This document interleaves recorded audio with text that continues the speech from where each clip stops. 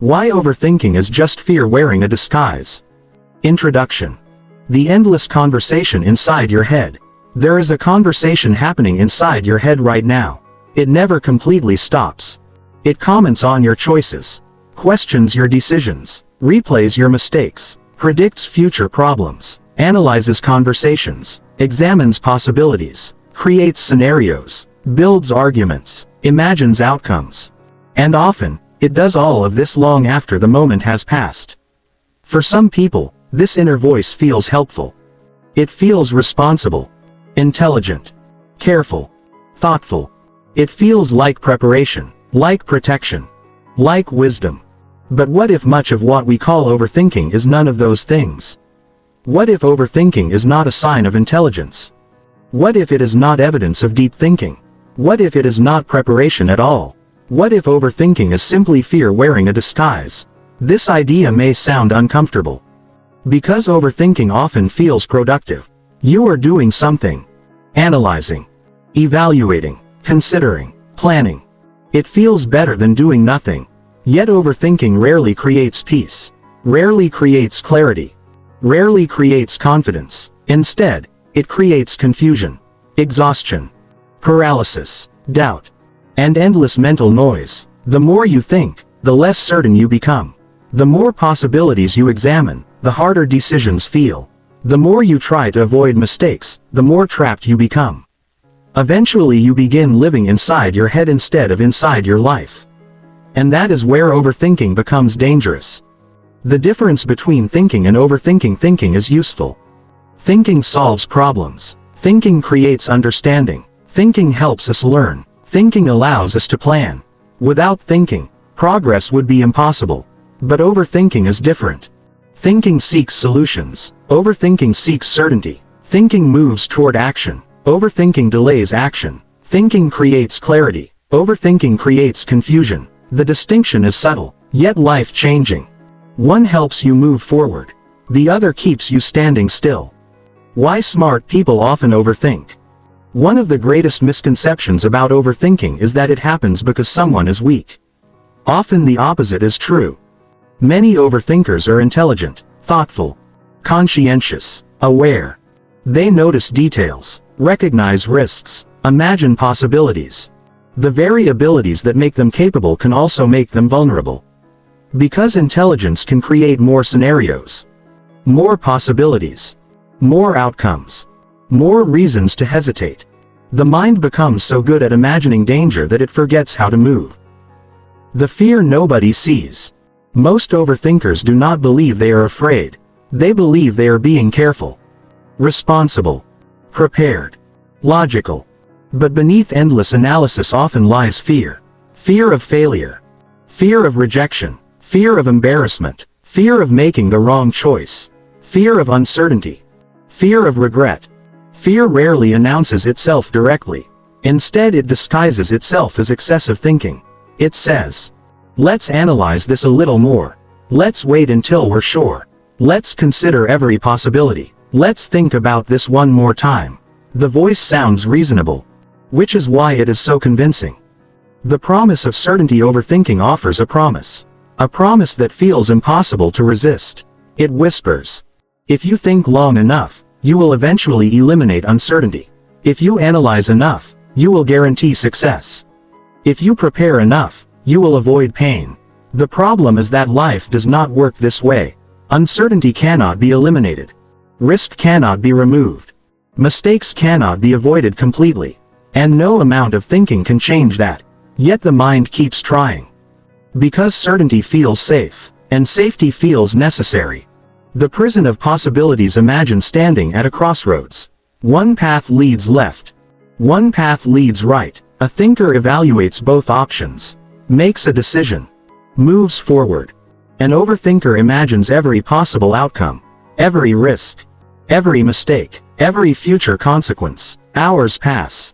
Days pass. Weeks pass. No decision is made. The person remains exactly where they started, paralyzed by possibilities. The tragedy is not choosing the wrong path. The tragedy is never choosing at all. The cost of living in your head. Overthinking steals more than time. It steals experiences, opportunities, relationships, growth, peace. While you are replaying conversations, life continues. While you are analyzing possibilities, opportunities pass. While you are waiting for certainty, time moves forward. The cost is invisible, which makes it easy to ignore. But over years, the consequences become enormous. Not because of bad decisions, because of delayed decisions. Why this book exists. This book is not about eliminating thought.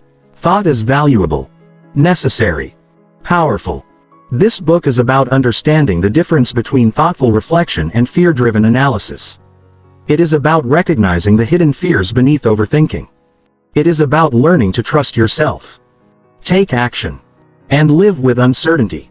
Because freedom does not come from knowing everything. Freedom comes from accepting that you never will. What you will learn.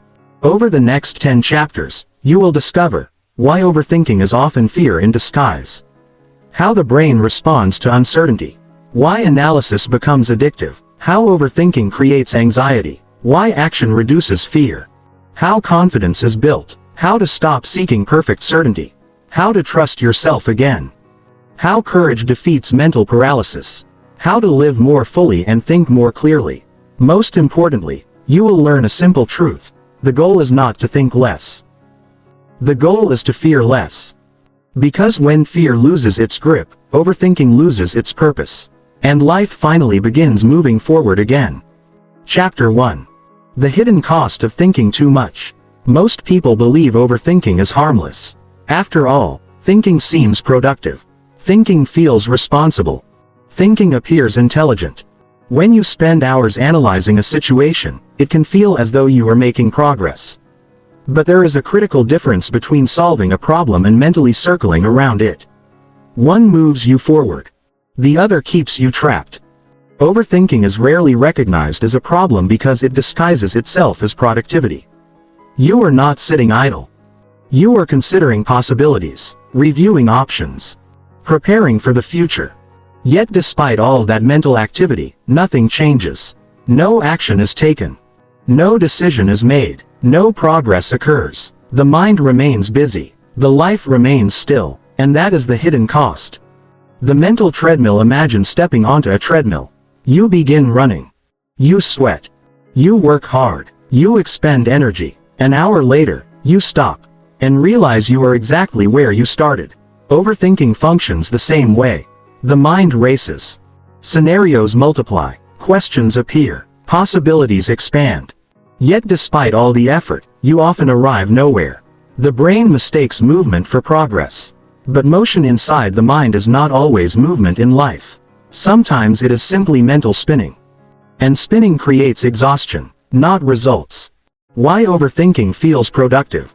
The reason overthinking becomes addictive is because it creates the illusion of control. When uncertainty appears, thinking feels like action. You tell yourself, I'm working through it, I'm preparing, I'm being careful, I'm making sure I don't make a mistake. The mind experiences temporary relief, because analysis creates a feeling of safety. Unfortunately, that safety is often temporary. The uncertainty remains, which means the thinking continues. The cycle repeats. And what began as problem solving becomes obsession. The opportunity cost. Nobody talks about every hour spent overthinking as an hour not spent acting. Every day spent hesitating is a day not spent growing. Every opportunity delayed creates another opportunity lost. Most people focus on the risks of action. Few focus on the risks of inaction. Yet inaction carries enormous consequences. A conversation never started. A business never launched. A book never written. A relationship never pursued. A dream never attempted. The danger of overthinking is not merely what it makes you do. It is what it prevents you from doing. The exhaustion of constant analysis. The brain was not designed to remain in a state of constant evaluation. Decision after decision. Scenario after scenario. Risk after risk. Eventually mental fatigue appears. This fatigue creates an interesting paradox. The more you think, the harder thinking becomes. Clarity decreases. Confusion increases. Confidence weakens. What began as an attempt to find certainty often produces even greater uncertainty. Because endless analysis creates information overload. And information overload creates paralysis.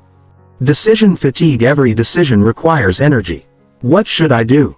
What should I say? What if this happens? What if that happens? Should I wait? Should I act? The more decisions the mind tries to process, the more depleted it becomes. Overthinkers often feel exhausted despite doing very little physically. This is because mental energy is being consumed continuously. The body may be resting. The mind is not. And eventually the cost becomes visible. How overthinking damages confidence. Confidence grows through action, not analysis. When you act, you gain experience. When you gain experience, you gather evidence. When you gather evidence, self-trust increases. Overthinking interrupts this process. Instead of acting, you analyze. Instead of learning, you speculate. Instead of gaining evidence, you imagine possibilities. The result is a lack of real-world experience. And without experience, confidence struggles to develop. This creates a vicious cycle. Low confidence leads to more overthinking. More overthinking leads to less action. Less action prevents confidence from growing. The relationship cost. Overthinking does not only affect goals, it affects relationships.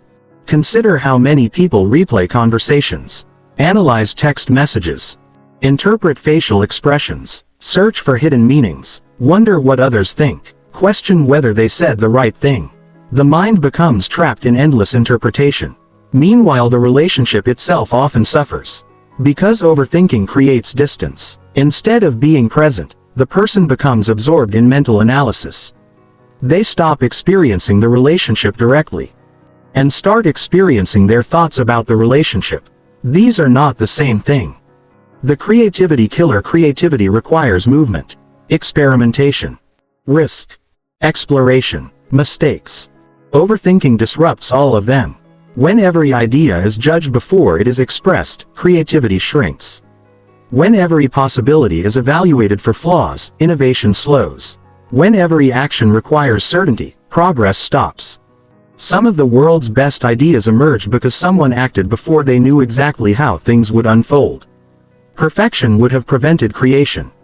Action made creation possible. Why overthinkers often feel stuck. Many overthinkers describe feeling trapped. Not physically. Mentally. They know what they want. They understand what needs to be done. Yet something prevents movement. That something is often fear disguised as analysis. The brain keeps generating reasons to delay. More research. More preparation. More certainty. More time. The person believes they are getting closer to readiness. In reality, they are often moving farther away from action. The myth of the perfect decision. One of the biggest drivers of overthinking is the belief that a perfect decision exists somewhere, hidden among countless possibilities, if only enough analysis occurs. The problem is that most decisions do not reveal themselves in advance. Life rarely provides certainty. Most decisions become clear after action, not before it. Experience creates clarity. Analysis alone rarely does. Yet overthinkers continue searching for perfect answers to imperfect questions. The emotional cost. Perhaps the greatest cost of overthinking is emotional. Anxiety increases. Stress increases. Self-doubt increases. The future begins to feel threatening. Even when no immediate danger exists. The mind continuously scans for problems. And eventually it finds them everywhere. Life starts feeling heavier. Not because circumstances changed. Because mental habits changed. The overthinker becomes trapped in a cycle of anticipation. Always preparing. Rarely living. Why overthinking feels safe at its core. Overthinking feels safer than action. Action creates exposure. Action creates risk. Action creates the possibility of failure. Thinking feels protected. Nothing can go wrong while you remain in your head. But nothing can go right either. Safety and growth rarely exist in the same place. The life you want often requires leaving the mental shelter that overthinking provides. The real cost. The real cost of overthinking is not stress, not anxiety, not exhaustion. Those matter. But there is something even greater. The real cost is the life you could have lived. The opportunities never taken. The experiences never experienced. The growth never achieved. The person never fully expressed. Overthinking quietly steals potential, not in dramatic ways. In small ways. Repeated consistently, year after year. Until the difference becomes enormous. The first step toward freedom. The first step toward overcoming overthinking is recognizing it for what it truly is. Not wisdom. Not preparation. Not responsibility. At least not always. Sometimes overthinking is simply fear. Fear attempting to protect you. Fear attempting to avoid pain. Fear attempting to create certainty. The moment you recognize that truth, everything begins to change. Because you stop treating overthinking as intelligence, and start seeing it as a signal. A signal pointing towards something deeper. Something hidden beneath the endless thoughts. Something that drives the entire process. Fear. Chapter 2. Why the brain mistakes uncertainty for danger. Imagine a human being standing alone thousands of years ago. No cities. No technology. No hospitals. No police. No internet. No safety net. Only nature. Predators. Harsh weather. Limited resources. In that world, uncertainty could be deadly. A strange sound in the bushes might be a predator. An unfamiliar path might lead to danger. An unexpected situation could threaten survival. The people who survived were often the ones who paid attention to potential threats. The cautious survived. The alert survived. The vigilant survived. And because they survived, they passed their brains to future generations. Including you. The problem is that the world changed much faster than the brain did. Your brain still carries ancient survival software. Software designed for physical threats. Yet today, most threats are psychological. And that creates a problem. Because the brain often responds to uncertainty as if danger is present. Even when it isn't. The brain's primary job. Many people believe the brain's primary job is happiness. It isn't. The brain's primary job is survival. Happiness is optional. Survival is not. This distinction explains much about human behavior. The brain constantly asks, am I safe? Could something go wrong? Is there a threat? What should I watch out for? These questions helped our ancestors survive. Today they often fuel anxiety and overthinking. Because the brain continues searching for danger. Even in relatively safe environments. The negativity bias. One reason overthinking feels so powerful is because of something psychologists call the negativity bias. The brain naturally pays more attention to negative possibilities than positive ones. Imagine receiving 10 compliments and 1 criticism. Which one stays in your mind? Usually the criticism. Imagine experiencing 10 successful outcomes and 1 failure. Which one dominates your thoughts? Usually the failure. This is not because you are broken. It is because the brain prioritizes potential threats. Negative information appears more important to survival. So it receives more attention. And attention fuels overthinking. The unknown feels dangerous. The brain dislikes uncertainty. Not because uncertainty is always dangerous. Because uncertainty is unpredictable, and unpredictability limits the brain's ability to prepare. Imagine receiving 2 pieces of news. First, you will face a difficult challenge tomorrow. Second, something might happen tomorrow, but we don't know what. Many people find the second situation more stressful. Why? Because uncertainty creates open loops. The brain cannot solve what it cannot define. So it keeps thinking. Keeps analyzing. Keeps searching. Trying to create certainty where certainty does not exist. Why the brain loves worst-case scenarios. Have you ever noticed how quickly the mind jumps to negative conclusions? A friend does not reply. Perhaps they are upset. A boss requests a meeting. Perhaps something is wrong. A strange symptom appears. Perhaps it is serious. The mind often moves toward worst-case scenarios automatically. This is not a character flaw. It is a survival mechanism. The ancient brain preferred false alarms over missed threats. Mistaking a stick for a snake was safer than mistaking a snake for a stick. One error caused temporary stress. The other could cause death. The brain learned to err on the side of caution. Unfortunately, this tendency remains active today. The prediction machine. Your brain is constantly predicting the future. Every moment. It tries to anticipate outcomes. Prepare responses.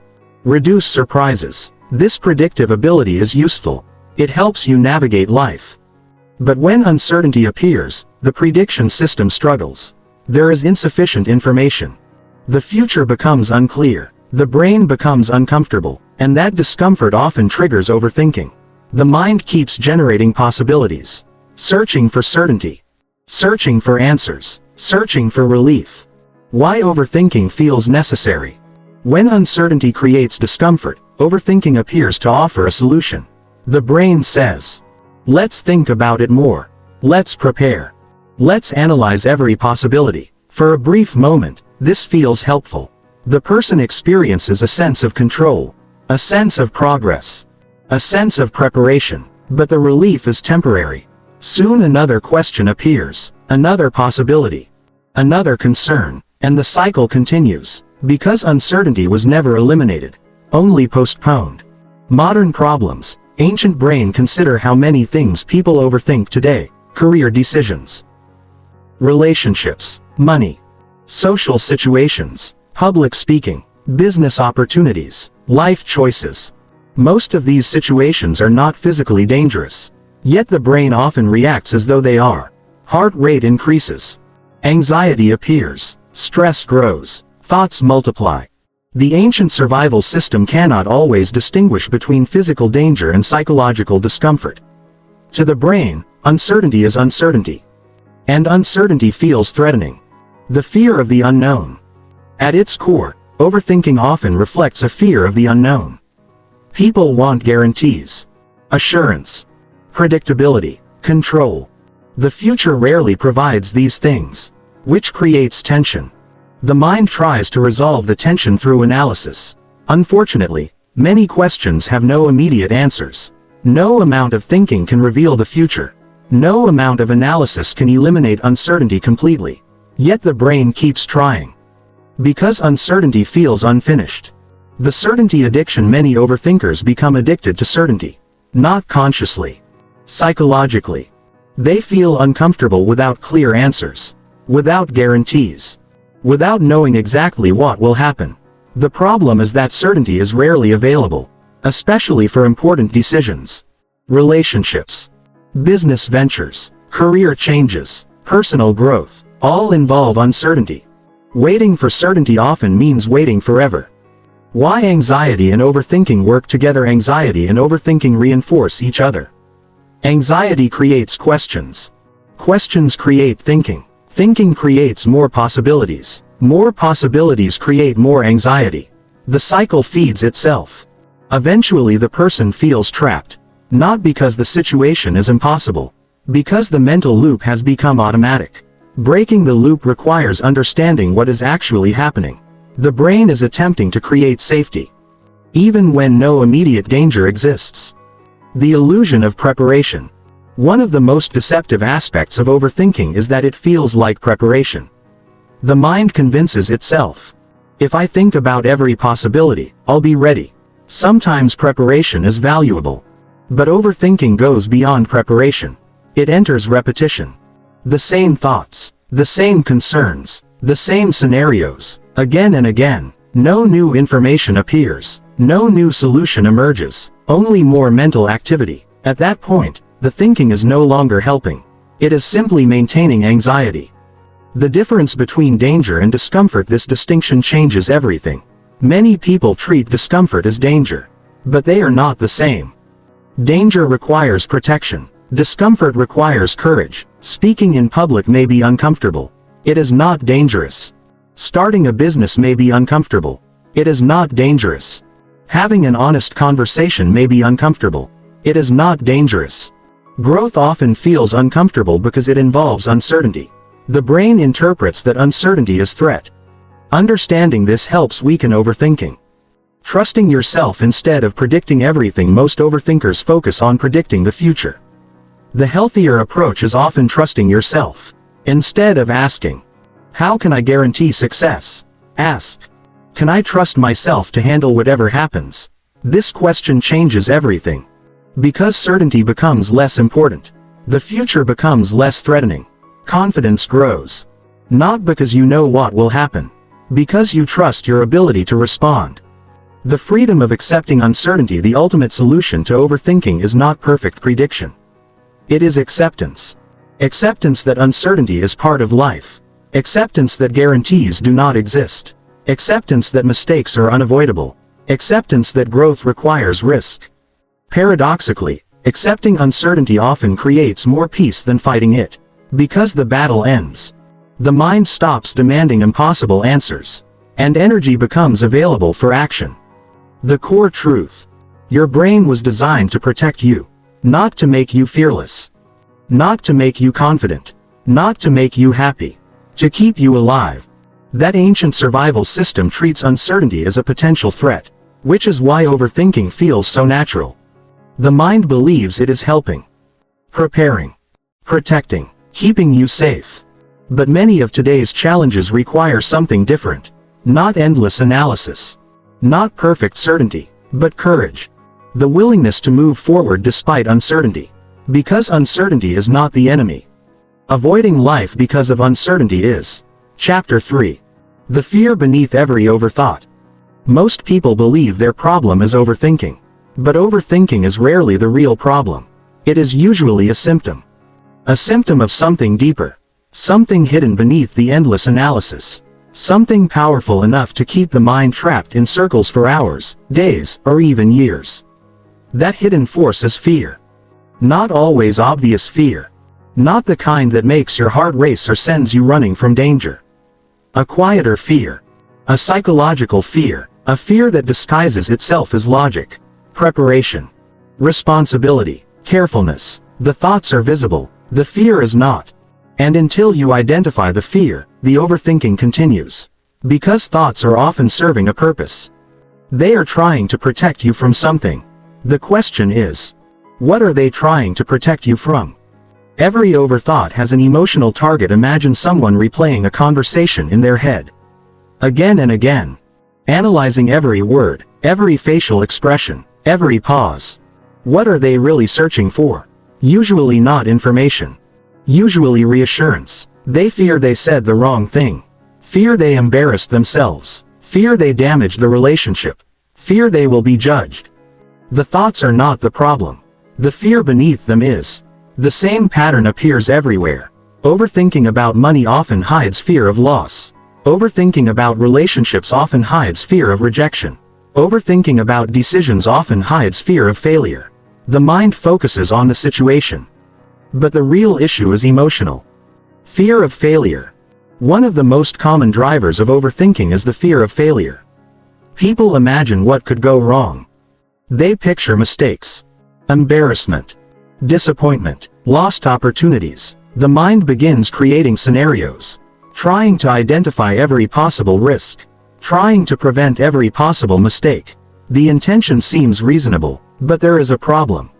Failure cannot be eliminated. No amount of thinking can guarantee success. Yet the mind continues trying. Because it believes that if enough analysis occurs, failure can be avoided. This belief keeps people trapped. Not because failure happens. Because they spend so much time avoiding failure that they avoid action itself. Fear of rejection. Human beings are social creatures. For thousands of years, belonging increased chances of survival. Isolation often meant danger. As a result, the fear of rejection became deeply rooted. Today that fear still exists. Someone wants to express their feelings, but overthinks. Someone wants to start a conversation, but overthinks. Someone wants to share an idea, but overthinks. Why? Because rejection feels painful. The mind tries to prevent that pain. So it analyzes, plans, prepares, delays. Anything to avoid emotional exposure. The tragedy is that protection often creates the very isolation people fear. Fear of judgment. Many overthinkers spend enormous energy imagining what others think about them. How they look. What they said. How they performed. Whether they appeared intelligent. Whether they seemed awkward. The mind becomes obsessed with perception. At first this seems like self-awareness. But often it is fear. Fear of criticism. Fear of embarrassment. Fear of looking foolish. The person becomes trapped inside an invisible audience. Constantly performing. Constantly evaluating. Constantly worrying. The result is exhaustion. Because the mind is attempting to control something it never fully can. other people's opinions. Fear of making the wrong choice. Many people believe there is a perfect decision waiting to be discovered. One correct answer. One flawless path. One mistake-free choice. This belief fuels endless analysis. What if I choose wrong? What if I regret it? What if there was a better option? The person becomes trapped between possibilities, unable to move. The fear is not uncertainty itself. The fear is regret. The fear of looking back and realizing a different choice might have produced a better outcome. Unfortunately, life rarely reveals all outcomes in advance, which means certainty remains impossible. Fear of losing control. Control feels safe. Predictability feels safe. Certainty feels safe. Many overthinkers are not actually seeking answers. They are seeking control. They want to know what will happen, how it will happen, when it will happen, why it will happen. The problem is that life contains countless variables outside human control. Other people, unexpected events, changing circumstances, random opportunities, random setbacks. The future remains uncertain.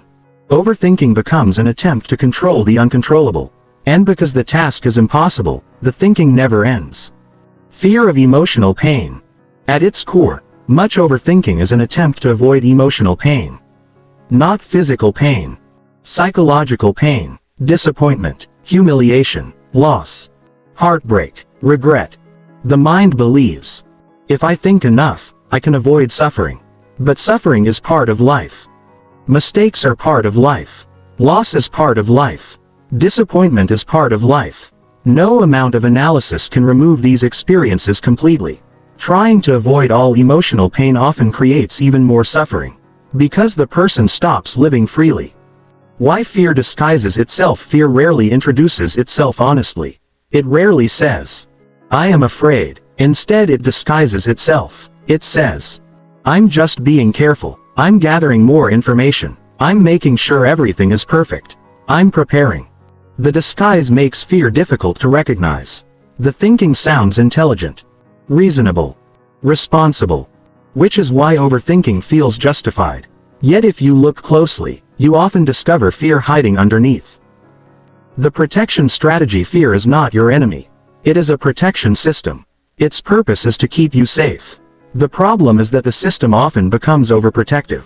Imagine a security guard who treats every visitor like a threat, every situation like a crisis, every uncertainty like danger. Life would become exhausting. The mind sometimes behaves this way.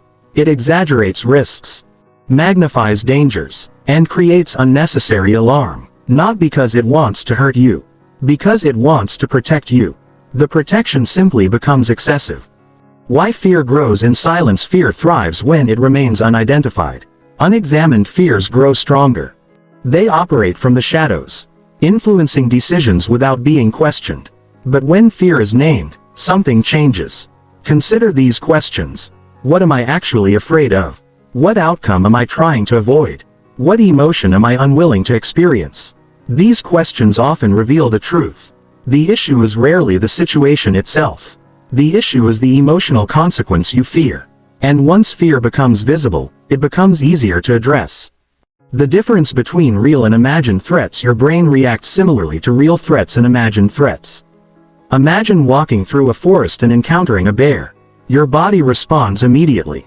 Now imagine sitting safely at home while imagining a catastrophic future scenario. Your body may still respond. Stress hormones rise. Anxiety appears. Muscles tighten. The threat is not real, but the brain reacts as if it is. Overthinking frequently involves responding to imagined threats, future problems that may never occur, possible outcomes that may never happen. Yet the emotional response feels real. The courage gap.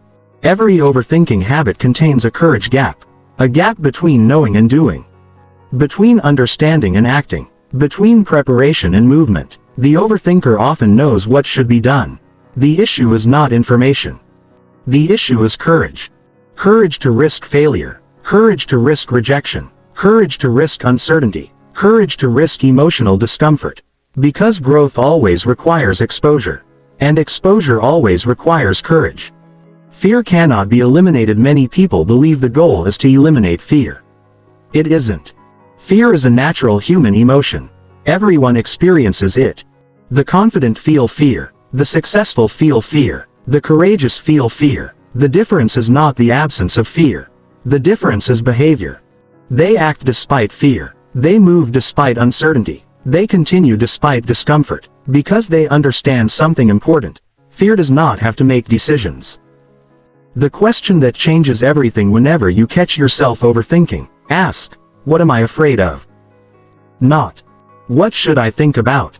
Not, what if this happens? Not, what am I missing? Instead, what am I afraid of? This question cuts through the mental noise. It exposes the emotional truth. And once the fear becomes visible, the overthinking begins losing its power. Because you are no longer fighting thoughts. You are addressing the real issue. The core truth. Overthinking is rarely about the situation. It is about the emotion attached to the situation. Fear of failure. Fear of rejection. Fear of judgment. Fear of regret. Fear of uncertainty. Fear disguises itself as analysis. Because analysis feels safer than action. But endless thinking cannot eliminate risk. It cannot eliminate pain. It cannot eliminate uncertainty. It can only delay life. The goal is not to think until fear disappears. The goal is to recognize fear and move forward anyway. That is where freedom begins. Chapter 4. How overthinking creates the problems it tries to prevent. There is a strange paradox at the heart of overthinking. The very thing you do to avoid problems often becomes the thing that creates them. You overthink because you want certainty. You want protection. You want safety. You want to avoid mistakes. Avoid embarrassment. Avoid rejection. Avoid failure. The intention is understandable, even reasonable. But intentions do not always determine outcomes. And overthinking often produces the exact experiences it is trying to prevent. This is why so many people feel trapped. The strategy that once seemed protective slowly becomes destructive. The mind becomes both the firefighter and the arsonist, trying to solve problems while quietly creating new ones. The self-fulfilling prophecy. Imagine someone walking into a social event. They desperately want people to like them. But they are terrified of saying the wrong thing. So they begin overthinking. Every word is carefully monitored. Every sentence is evaluated. Every reaction is analyzed. They become tense, awkward, distracted, less present. Conversations feel unnatural. Others notice the discomfort. The social interaction becomes difficult. The person leaves believing, I knew it. People didn't like me. But what actually happened? The fear influenced the behavior. The behavior influenced the outcome. The outcome reinforced the fear. This is the self-fulfilling prophecy. Not because the fear was accurate. Because the fear changed the person's actions. When fear becomes a blueprint, fear does not merely influence thoughts. It influences behavior. And behavior shapes reality. A person afraid of rejection may avoid expressing feelings. As a result, relationships never deepen. A person afraid of failure may avoid opportunities. As a result, success never arrives. A person afraid of criticism may remain silent. As a result, their ideas remain unseen. The fear creates protective behavior. The protective behavior creates unwanted outcomes. The unwanted outcomes appear to confirm the fear. And the cycle continues. The confidence trap. Many people believe they need confidence before action. So they wait. They analyze. They prepare. They overthink. They tell themselves, I'll act once I feel confident. The problem is that confidence rarely arrives before action. Confidence is usually the result of action, not the prerequisite. The person keeps waiting for a feeling that can only be created through experience. Years may pass. The opportunity disappears, and confidence never arrives, not because they lacked ability, because they never gave themselves a chance to develop it. The relationship paradox. Overthinking can quietly destroy relationships, not because people care too much, but because they become trapped inside their own minds. Imagine someone constantly wondering, do they really like me? What did that text mean? Why did they say that? Are they losing interest? The person becomes hyperaware, suspicious, anxious, needy. Eventually the relationship feels strained. The other person senses tension. Distance appears. And suddenly the feared outcome begins happening. Not because it was inevitable. Because fear influenced behavior. The perfectionism problem: many overthinkers are perfectionists. They want things done correctly, completely, flawlessly. The goal sounds admirable, but perfectionism often creates procrastination. The person waits for the perfect plan, the perfect moment, the perfect opportunity, the perfect execution. Meanwhile, nothing happens. Projects remain unfinished. Dreams remain unrealized. Progress remains delayed. Perfectionism promises excellence, but frequently delivers stagnation. Analysis paralysis. Imagine standing in front of 100 doors. Each door represents a possible future. You want to choose the best one. So you begin analyzing, comparing, evaluating, researching, predicting. Days pass, weeks pass, months pass. You are still standing in front of the doors. Someone else arrives, chooses one, walks through, makes mistakes, learns, adjusts, eventually finds success. The difference was not intelligence. The difference was movement. Analysis without action eventually becomes paralysis. And paralysis guarantees one thing: no progress. The opportunity cost of delay. Most people focus on the risks of action. Few focus on the risks of delay. Every delayed decision carries a hidden price. Every postponed opportunity has a cost. Every avoided conversation changes the future. Time does not pause while you think. Life continues moving. Opportunities evolve. People move on. Circumstances change. The person who waits for certainty often discovers that certainty arrived too late. How anxiety feeds itself. Overthinking and anxiety create a powerful loop. Anxiety creates worry. Worry creates thinking. Thinking creates more possibilities. More possibilities create more anxiety. The cycle becomes self-sustaining. The person begins living in anticipation, always preparing for future problems, always expecting difficulties, always searching for danger. The mind becomes trapped in a state of constant readiness. Yet most of the predicted disasters never occur. The suffering was real. The threat was not. The illusion of safety. Overthinking feels safer than action. Because action exposes you to reality. Reality contains uncertainty. Reality contains risk. Reality contains discomfort. Thinking allows you to stay protected, at least temporarily. But there is a hidden cost. The comfort of avoidance often creates long-term pain. The discomfort of action often creates long-term growth. The choice feels backward. Yet it is true. Short-term comfort frequently produces long-term regret. Short-term discomfort frequently produces long-term freedom. Why experience beats prediction? Many people try to predict their way into confidence. It rarely works. Experience teaches lessons that thinking never can. You can read about public speaking, but only speaking creates a speaker. You can study relationships, but only relationships create relationship skills. You can learn about business, but only business creates an entrepreneur. Reality teaches lessons unavailable to imagination, which is why action remains essential. No amount of thinking can replace experience. The hidden fear of looking foolish. Many overthinkers are not afraid of failure itself. They are afraid of appearing foolish, appearing inexperienced, appearing imperfect. They imagine judgment, embarrassment, criticism. So they hesitate. Yet every expert was once a beginner. Every skilled person was once unskilled. Every confident person was once uncertain. Growth requires temporary incompetence. There is no way around it. The person who accepts this learns faster. The person who fears it remains stuck. The reality gap. Overthinking occurs inside imagination. Life occurs inside reality. The two are not the same. In imagination, every possible problem exists simultaneously. In reality, only one moment exists at a time. This distinction matters. Because imagined futures often feel overwhelming, reality is usually manageable. The conversation you feared is often easier than expected. The challenge you dreaded is often survivable.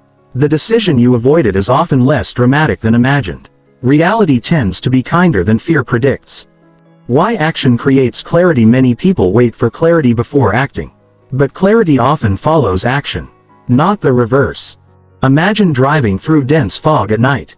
Your headlights illuminate only a short distance ahead. Yet that is enough. You move forward. As you move, more of the road appears. Life works similarly. You do not need to see the entire journey. You only need enough visibility for the next step. Movement creates information. Information creates clarity. Clarity creates confidence. The process begins with action. The courage advantage. Courage is not the absence of fear. It is movement despite fear. This distinction changes everything. Overthinkers often believe fearless people exist. They don't. Successful people feel uncertainty. Confident people feel doubt. Brave people feel fear. The difference is that they refuse to let fear make decisions. They act while uncertainty exists. And action weakens fear. Because reality replaces imagination. Escaping the loop. The escape from overthinking is not found through better thinking. It is found through action. Small action. Imperfect action. Uncertain action. Action interrupts mental loops. Action creates evidence. Action produces feedback. Action moves life forward. The goal is not eliminating fear before moving. The goal is moving before fear disappears. Because fear rarely leaves first. Action comes first. Confidence follows. The turning point. Every overthinker eventually faces a choice. Continue analyzing. Or begin acting. Continue seeking certainty. Or accept uncertainty. Continue preparing forever. Or enter reality. That choice determines everything. Because life rewards movement. Not endless preparation. Not perfect certainty. Not flawless planning. Movement. The person who acts imperfectly often travels farther than the person who thinks perfectly. Because action changes reality. Thought alone rarely does. The moment you understand that overthinking often creates the very outcomes it fears, something shifts. You stop treating analysis as protection. And start recognizing it as avoidance. The fear loses its disguise. The pattern becomes visible. And once the pattern becomes visible, it can finally be broken. The next challenge is understanding why the mind becomes obsessed with controlling the future, and why the search for certainty is one of the biggest traps of all. Chapter 5. The illusion of control. Human beings crave control. We want to know what will happen. We want certainty about the future. We want guarantees that our efforts will succeed. We want assurance that our relationships will last. We want proof that our decisions are correct. Control feels safe. Predictability feels comfortable. Certainty feels calming. And because uncertainty creates discomfort, the mind constantly searches for ways to regain control. This is where overthinking becomes seductive. It offers the illusion that if you think long enough, analyze deeply enough, and prepare thoroughly enough, you can control what happens next. But that promise is an illusion. Because life has never been fully controllable. And it never will be. Why control feels necessary. Imagine being asked to board an airplane. Before boarding, you are told. Everything has been carefully checked. The pilots are trained. The aircraft is maintained. Safety systems are in place. Most people feel relatively comfortable. Now imagine hearing. We're not entirely sure how things will go today. Suddenly anxiety appears. Nothing has changed except certainty. The human brain associates certainty with safety. And uncertainty with danger. This is why control feels so important. It reduces anxiety. At least temporarily. The mind's endless search. The brain constantly asks questions. What if this happens? What if that goes wrong? What if I make a mistake? What if I regret my choice? What if things don't work out? These questions are not random. They are attempts to predict the future. The brain believes that if it can predict enough possibilities, it can prevent pain. This belief drives much of overthinking. But prediction is not control. And that distinction matters. The false promise of overthinking. Overthinking makes a silent promise. It says, keep thinking, and eventually you'll feel certain. Keep analyzing, and eventually you'll eliminate risk. Keep preparing, and eventually you'll control the outcome. The problem is that certainty rarely arrives. The more you think, the more possibilities appear. The more possibilities appear, the more uncertainty you notice. The result is a cycle with no finish line. Because life always contains unknowns. No amount of thinking can change that. Control versus influence. One of the most important distinctions in life is the difference between control and influence. You can influence your health. but you cannot control every aspect of it. You can influence your career, but you cannot control every opportunity. You can influence relationships, but you cannot control another person's choices. You can influence outcomes, but you cannot guarantee them. Many people spend enormous energy trying to control what can only be influenced. And that creates frustration, because reality refuses to cooperate. The weather lesson. Imagine becoming angry because it rains. You wanted sunshine. You planned for sunshine. You expected sunshine. Yet the weather changes. No amount of frustration changes reality. Most overthinkers treat life this way. They resist uncertainty, fight unpredictability, demand guarantees. The result is constant tension. Not because life is unfair, because life is uncontrollable in many ways. Peace often begins when resistance ends. Why uncertainty feels personal. When something unexpected happens, people often react as though life has violated an agreement. A setback occurs. A rejection appears. A plan fails. And the person thinks, this wasn't supposed to happen. But uncertainty is not an exception to life. It is part of life. The expectation of certainty creates suffering, not uncertainty itself. When uncertainty is accepted as normal, many fears begin losing their power. The need to know. Many overthinkers are addicted to knowing. They want answers immediately. What does this mean? What will happen? What are they thinking? What should I do? The mind becomes uncomfortable when questions remain unanswered. So it keeps searching, keeps analyzing, keeps speculating. Yet many important questions can only be answered through time. No amount of thinking can speed up that process. Some answers arrive through experience, not analysis. Why control creates anxiety? This may seem counterintuitive, but the desire for control often creates anxiety. The more control you need, the more threatening uncertainty becomes. The more threatening uncertainty becomes, the more anxious you feel. The more anxious you feel, the more desperately you seek control. The cycle reinforces itself. Imagine trying to hold water tightly in your hands. The harder you squeeze, the faster it escapes. Control often works the same way. The tighter your grip, the greater your frustration. Life is a negotiation with uncertainty. Every meaningful experience contains uncertainty. Starting a business, entering a relationship, changing careers, moving to a new city, pursuing a dream, creating something valuable. There are no guarantees. If certainty were required, progress would be impossible. Growth requires uncertainty. Opportunity requires uncertainty. Adventure requires uncertainty. The very experiences that make life meaningful cannot exist without it. The cost of waiting. Many people postpone action while waiting for certainty. They tell themselves, I'll start when I'm sure. I'll decide when I have all the answers. I'll move forward when the risk disappears. The problem is that certainty never arrives in the form they expect. And while they wait, life continues. Years pass. Opportunities disappear. Dreams remain unfinished. Not because success was impossible, because uncertainty was unacceptable. Trusting yourself instead of controlling everything. Most overthinkers focus on controlling circumstances. The wiser approach is learning to trust yourself. Think about the difference. Control says, I need to know exactly what will happen. Trust says, whatever happens, I'll handle it. Control depends on the future. Trust depends on you. Control is fragile. Trust is resilient. Control demands guarantees. Trust accepts uncertainty. This shift changes everything. The freedom of letting go does not mean giving up. It means releasing unrealistic expectations. Releasing the need for perfect certainty.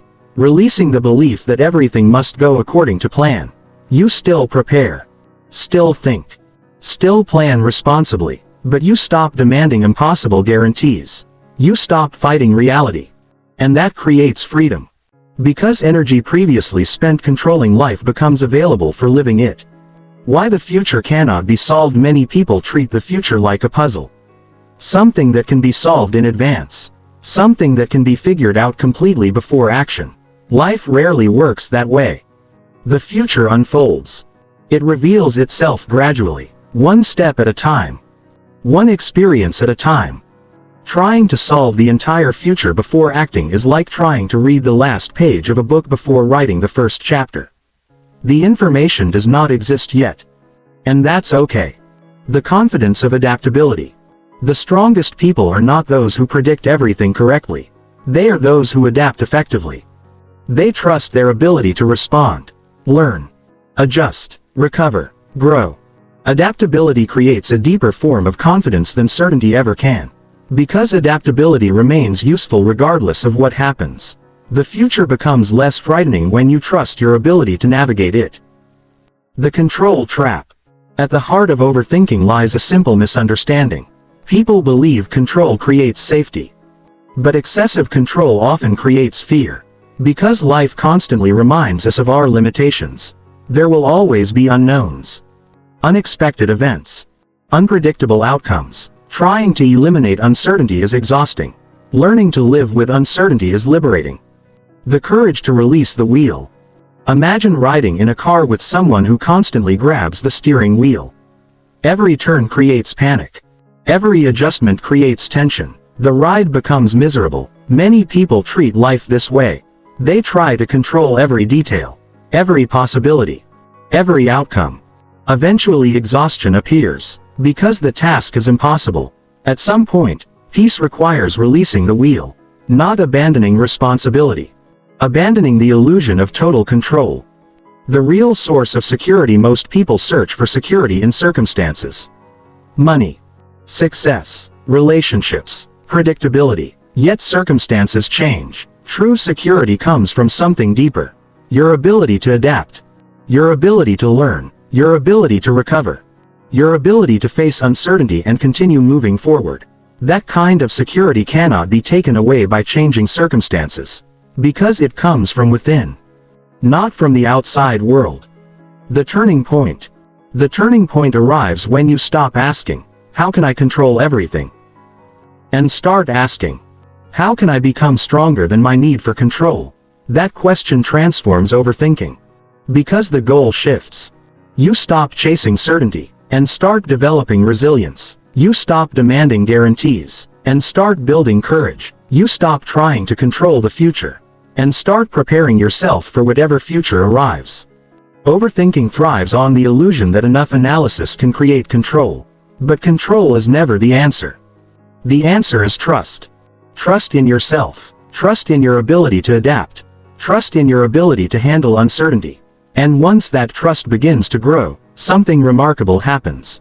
The need to think endlessly starts fading. Because you realize that life was never meant to be controlled. It was meant to be lived.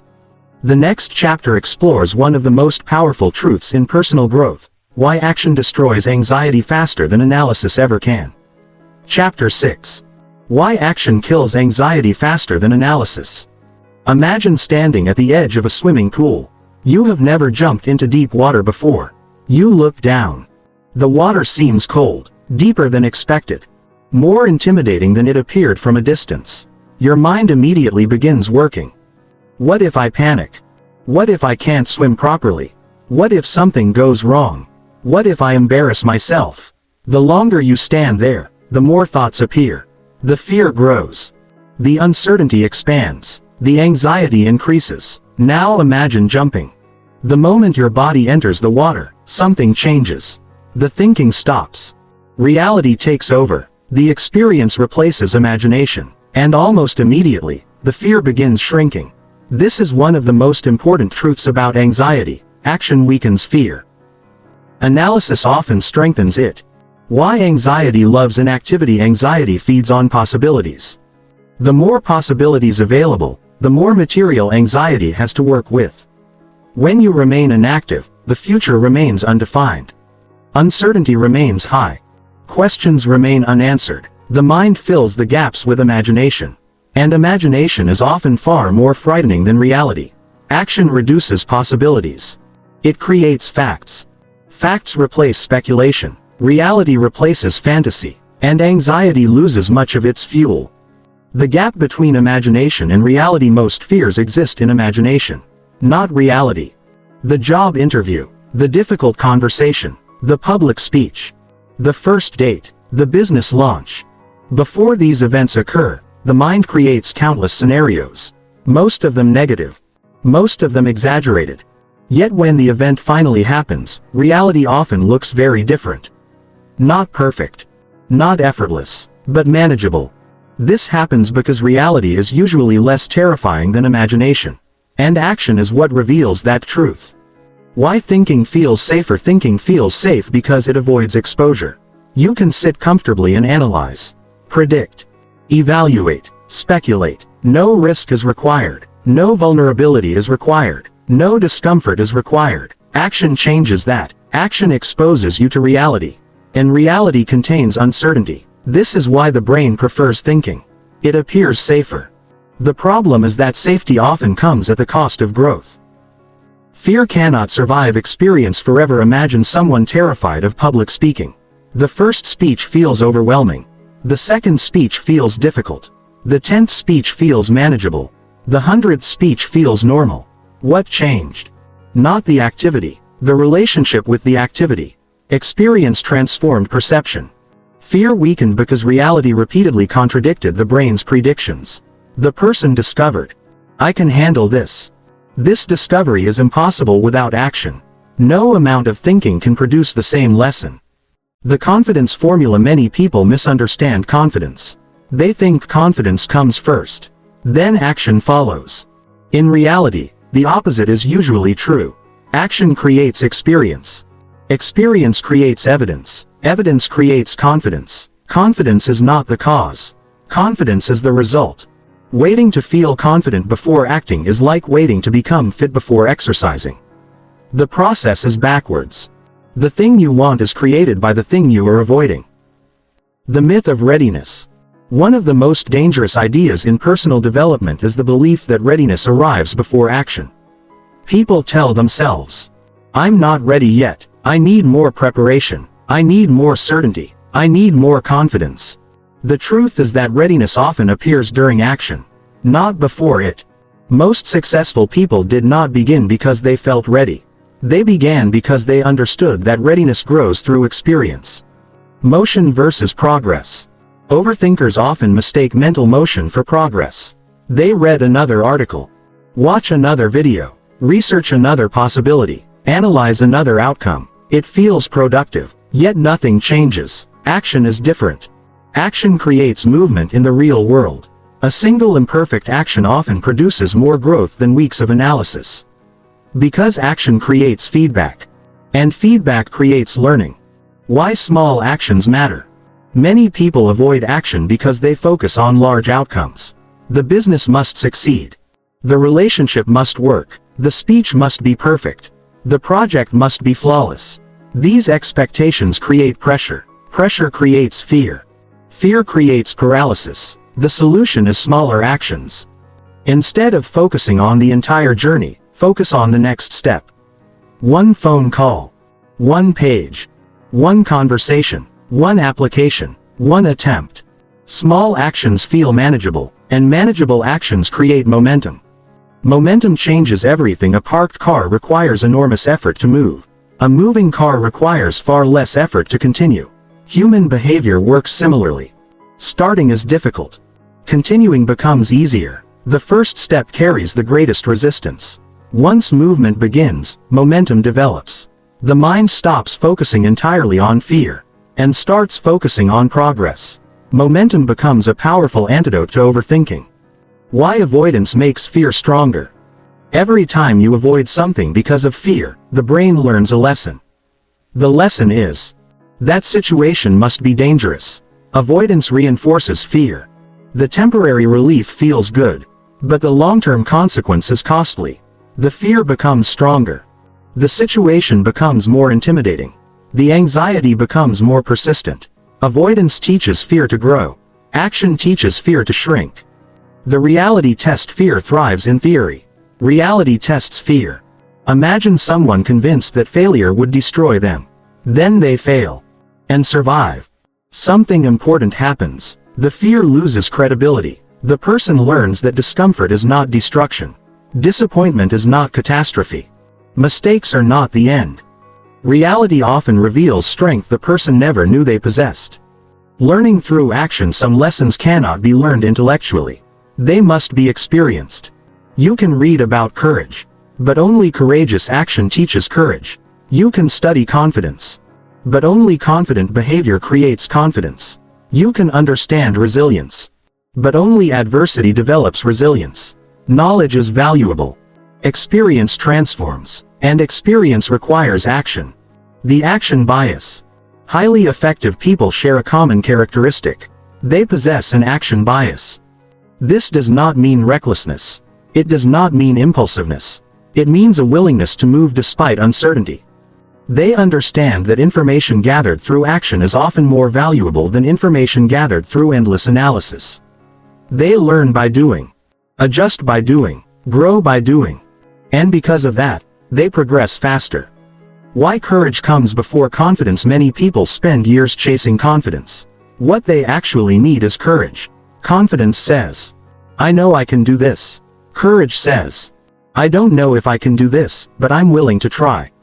Confidence is wonderful when it exists. Courage matters when it doesn't. And most meaningful achievements begin with courage. Not certainty. Not confidence. Not guarantees. Courage.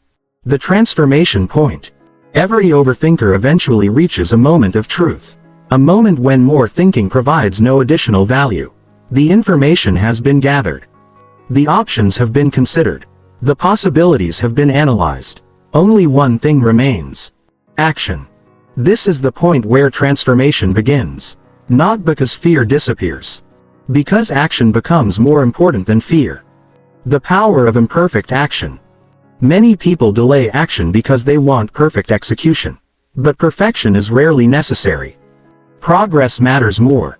An imperfect action creates learning. A delayed action creates nothing. An imperfect attempt creates experience. A postponed attempt creates regret. The people who achieve meaningful things are rarely those who wait for perfect conditions. They are the ones willing to begin imperfectly. The end of the mental loop. Overthinking creates loops. The same thoughts.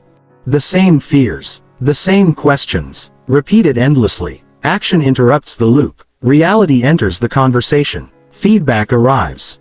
New information appears. The mind finally has something real to work with, instead of endlessly imagining possibilities. This is why action feels so liberating. It replaces mental noise with lived experience. The truth: most people learn too late. Many people spend years trying to think their way out of anxiety. They believe the next insight will solve everything. The next realization. The next strategy. The next answer. But anxiety often decreases not when understanding increases. It decreases when action increases. Because action teaches lessons that thinking cannot.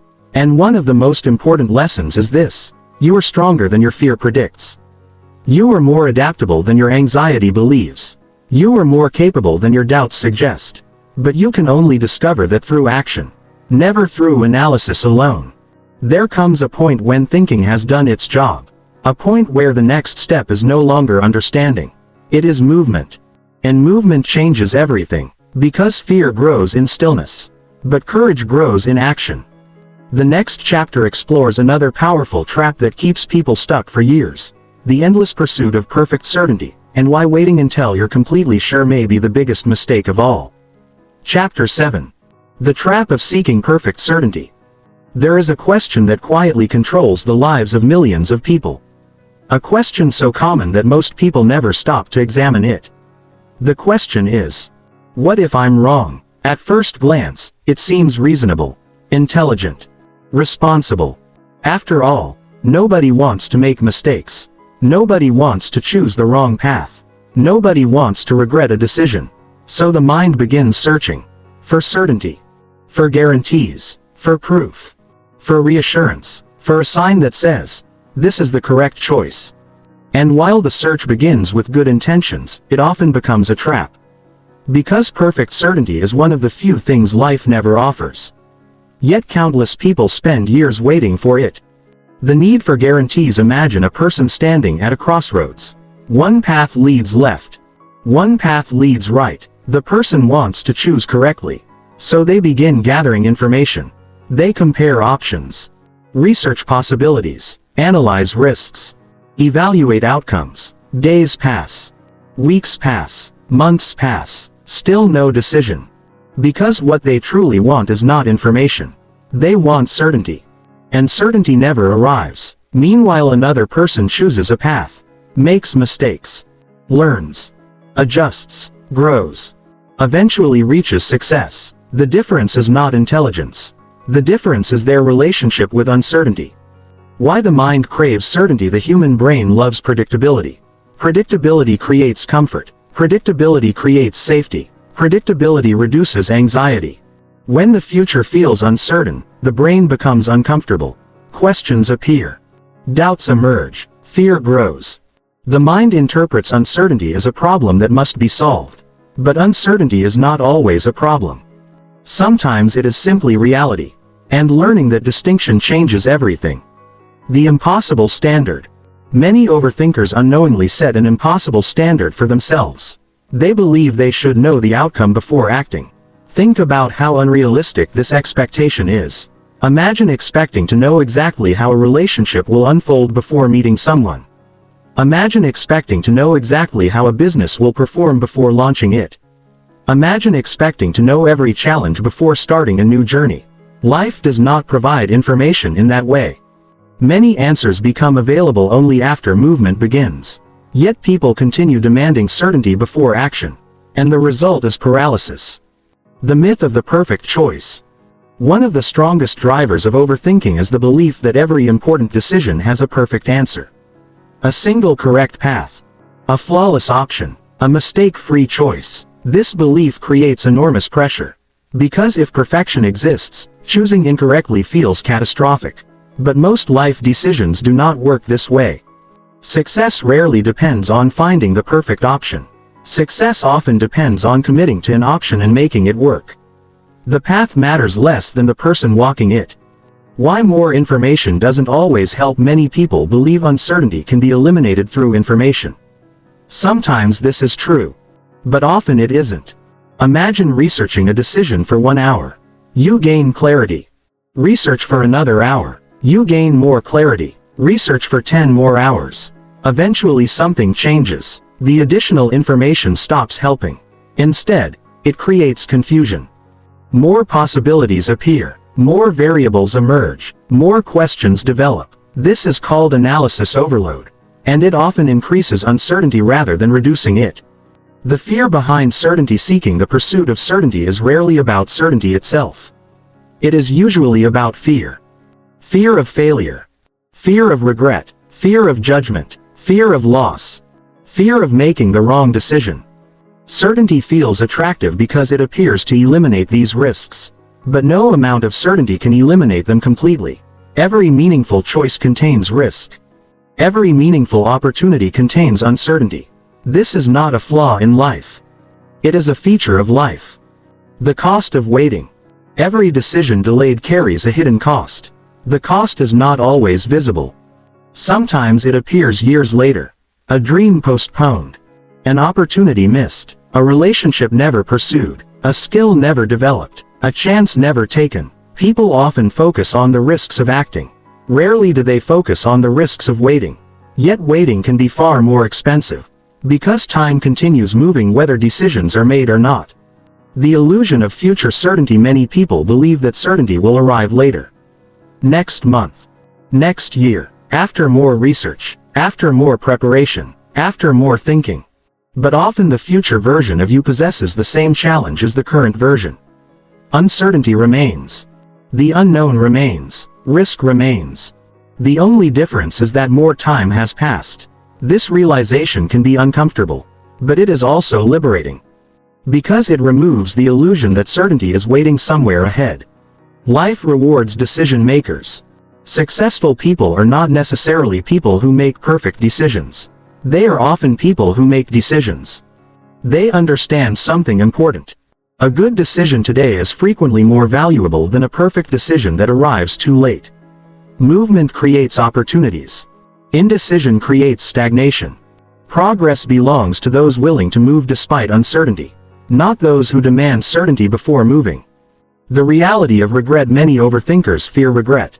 They worry about choosing incorrectly, making mistakes, experiencing disappointment. Yet studies of human behavior repeatedly reveal something interesting. People often regret inaction more than action. The opportunities not taken. The conversations not started. The risks not attempted. The chances ignored. Failure hurts. But wondering what might have happened can hurt even more. Because unanswered questions often linger longer than mistakes. Why certainty is not confidence. People frequently confuse certainty with confidence. They believe confidence means knowing exactly what will happen. It doesn't. Confidence means trusting yourself regardless of what happens. Certainty depends on the future. Confidence depends on you. Certainty says, I know the outcome. Confidence says, I can handle the outcome. This distinction transforms decision-making. Because suddenly you no longer need guarantees. You need self-trust. The growth zone. Everything meaningful exists beyond certainty. Growth, love, creativity, adventure, leadership, achievement, purpose. None of these come with guarantees. They all require stepping into the unknown. The person waiting for certainty remains stuck in familiar territory. The person willing to tolerate uncertainty enters the growth zone. And growth always begins where certainty ends. Why successful people move anyway. Observe highly successful individuals closely. You will notice something surprising. They are not free from uncertainty. They simply refuse to be controlled by it. They start businesses without guarantees. Share ideas without guarantees. Make decisions without guarantees. Pursue goals without guarantees. Not because they know everything. Because they accept that nobody does. Their strength comes from movement, not certainty. The freedom of enough. One of the most powerful phrases in personal growth is, I know enough to take the next step. Not, I know everything. Not, I am completely certain. Not, I have eliminated all risk.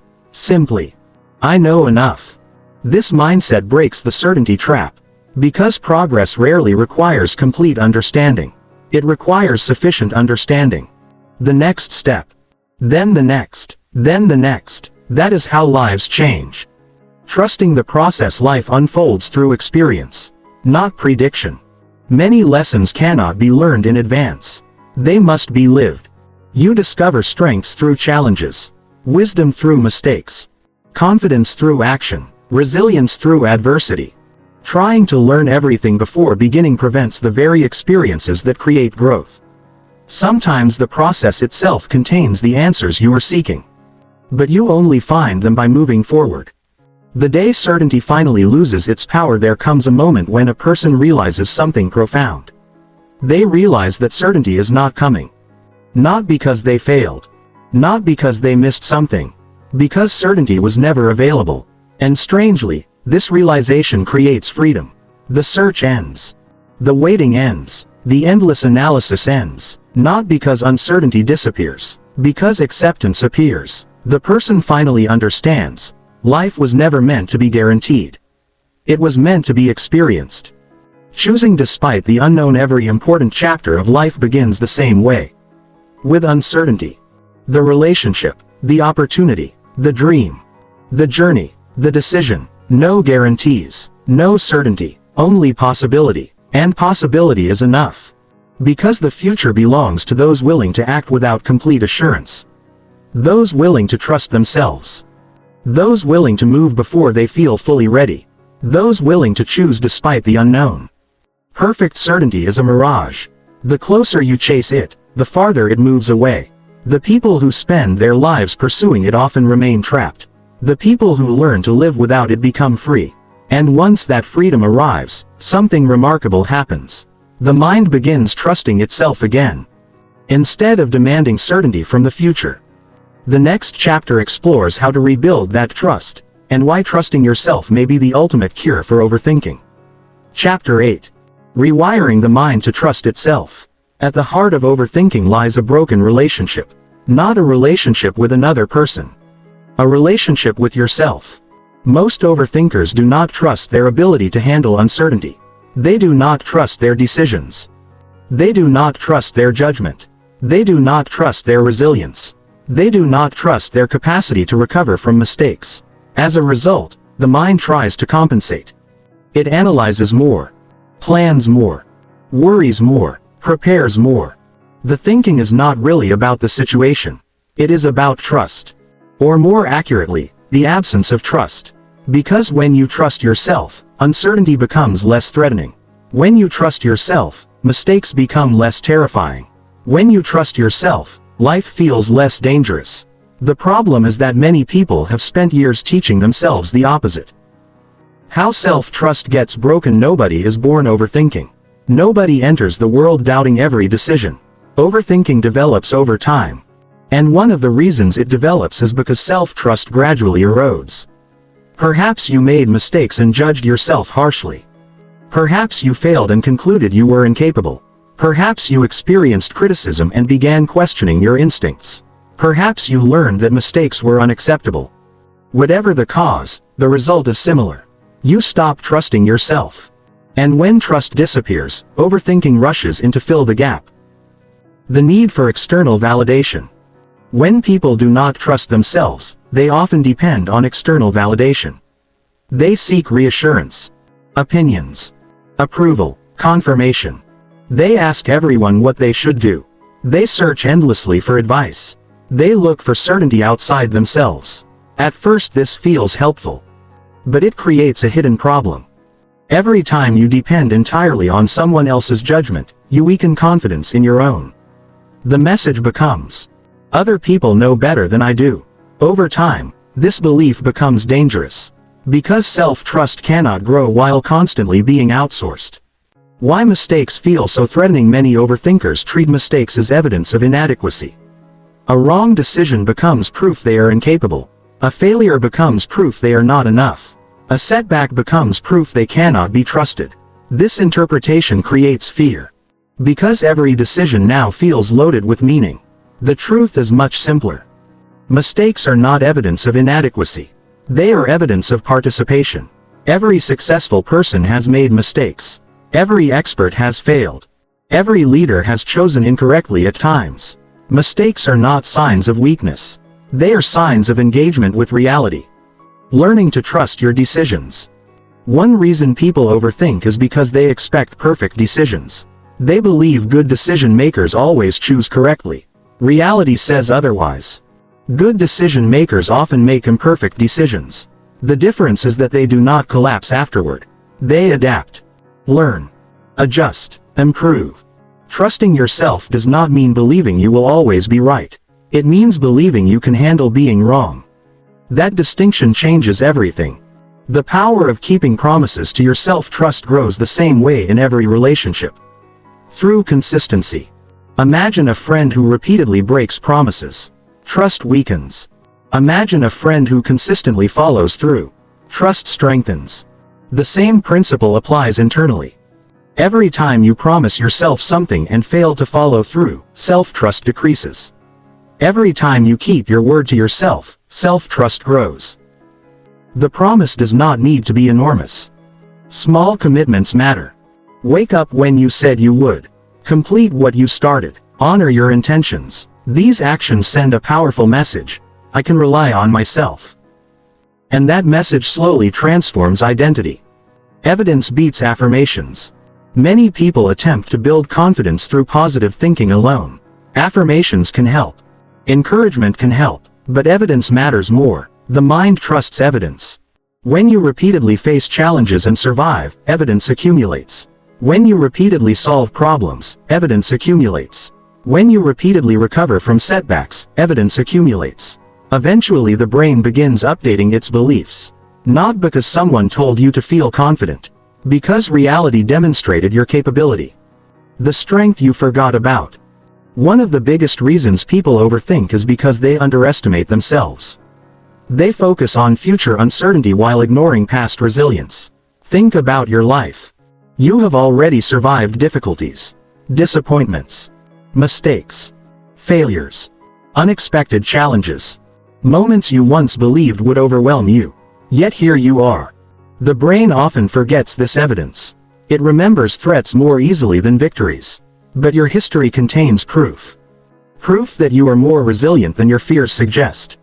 Replacing prediction with trust. Most overthinkers rely on prediction. They believe peace will arrive when they can accurately forecast the future. A healthier approach is trust. Instead of asking, what if things go wrong? Ask, what if I can handle it? Instead of asking, how do I avoid every mistake? Ask, how do I respond well when mistakes happen? This shift changes the entire conversation. The focus moves away from controlling the future, towards strengthening yourself. Why self-trust reduces anxiety? Anxiety thrives when you feel powerless. When you believe challenges will overwhelm you. When you doubt your ability to cope. Self-trust changes that. You stop needing guarantees, because your confidence no longer depends on outcomes. It depends on your ability to respond. The future becomes less frightening. Not because it became predictable. Because you became stronger. The difference between arrogance and trust: some people fear trusting themselves. They worry it will make them arrogant. But arrogance and self-trust are completely different. Arrogance says, I cannot fail. Self-trust says, I can recover if I fail. Arrogance denies weakness. Self-trust acknowledges weakness and moves forward anyway. Arrogance demands certainty. Self-trust accepts uncertainty. True confidence is not believing you are invincible. It is believing you are adaptable. Building a new identity: every repeated action shapes identity. If you constantly avoid challenges, your identity becomes, I am someone who avoids discomfort. If you constantly overthink, your identity becomes, I am someone who needs certainty before acting. But identities are not fixed. They evolve. Every courageous action sends a new message. Every decision made despite fear sends a new message. Every challenge faced sends a new message.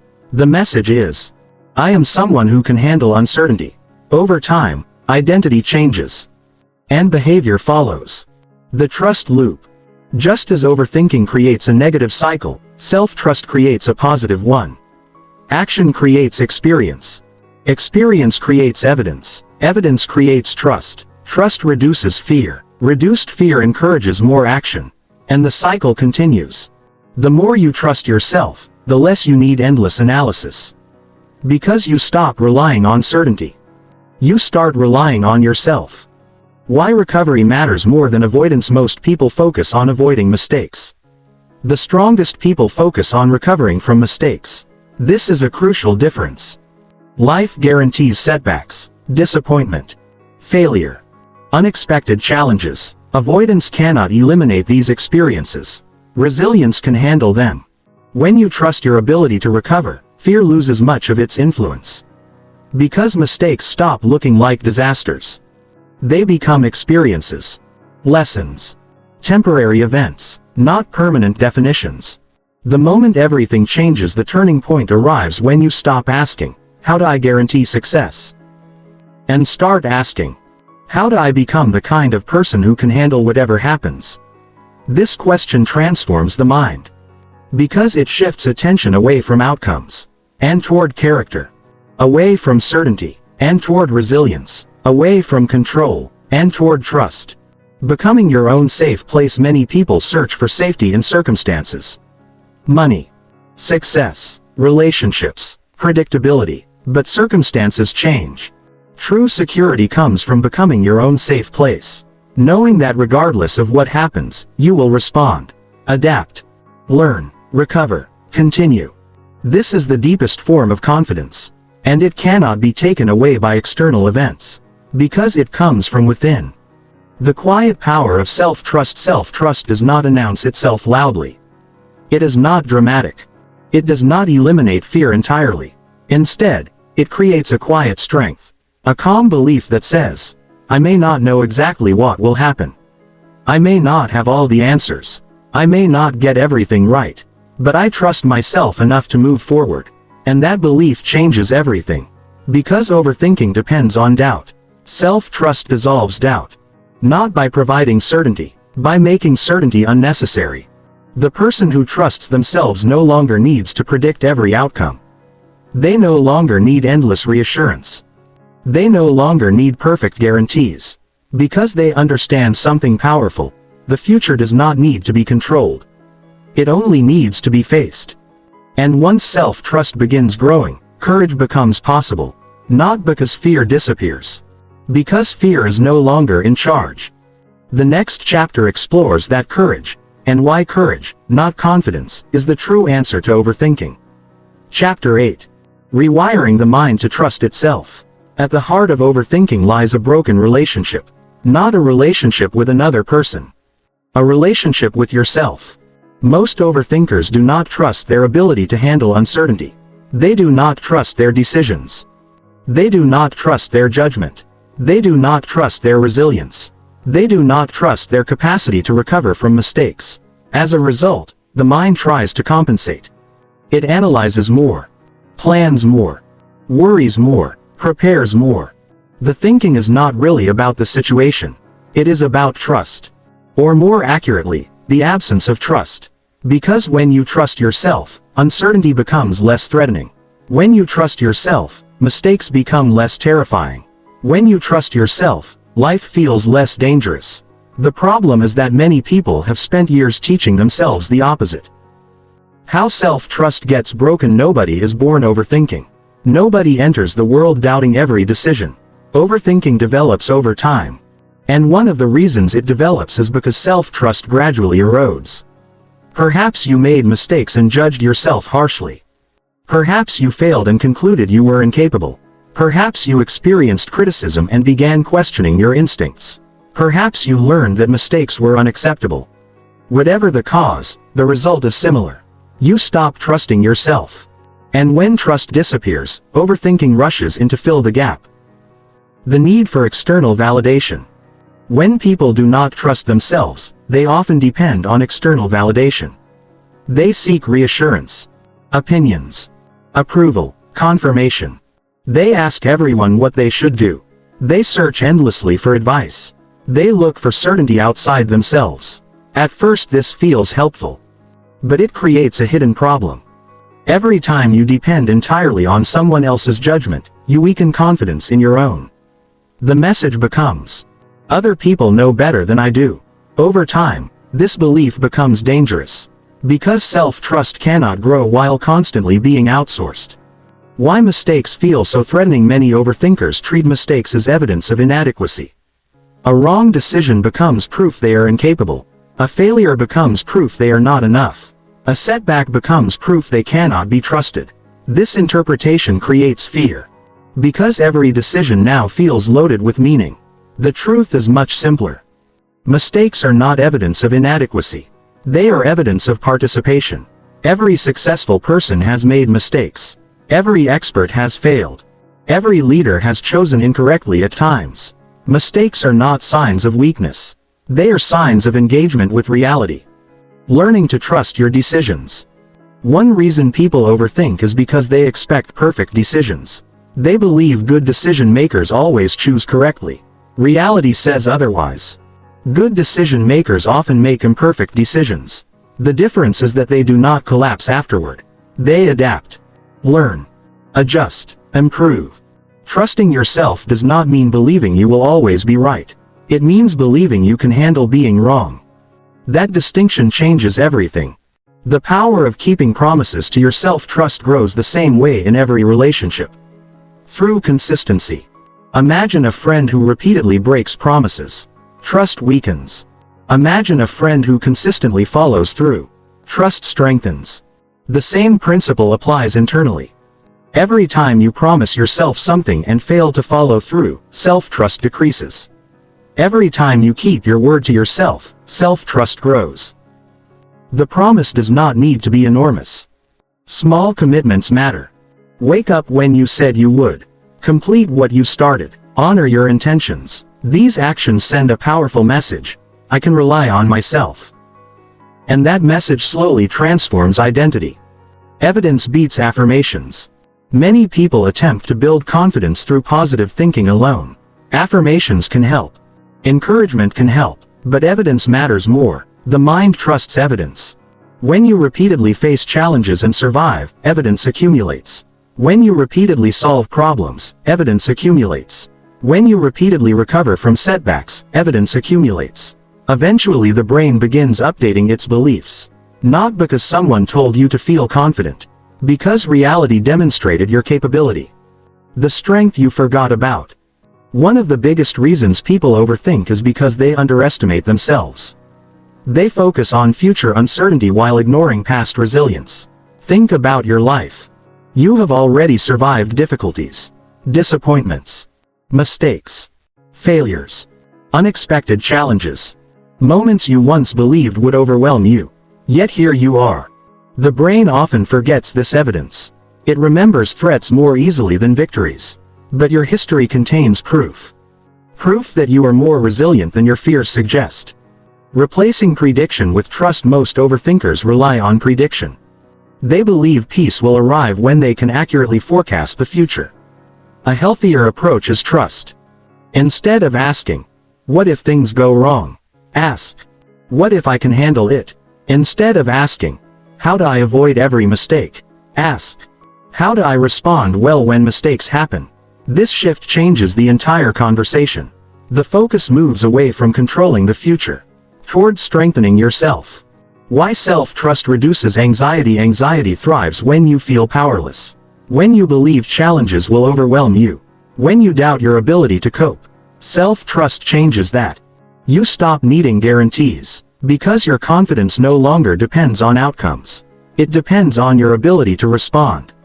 The future becomes less frightening. Not because it became predictable. Because you became stronger. The difference between arrogance and trust: some people fear trusting themselves. They worry it will make them arrogant. But arrogance and self-trust are completely different. Arrogance says, "I cannot fail." Self-trust says, "I can recover if I fail." Arrogance denies weakness. Self-trust acknowledges weakness and moves forward anyway. Arrogance demands certainty. Self-trust accepts uncertainty. True confidence is not believing you are invincible. It is believing you are adaptable. Building a new identity: every repeated action shapes identity.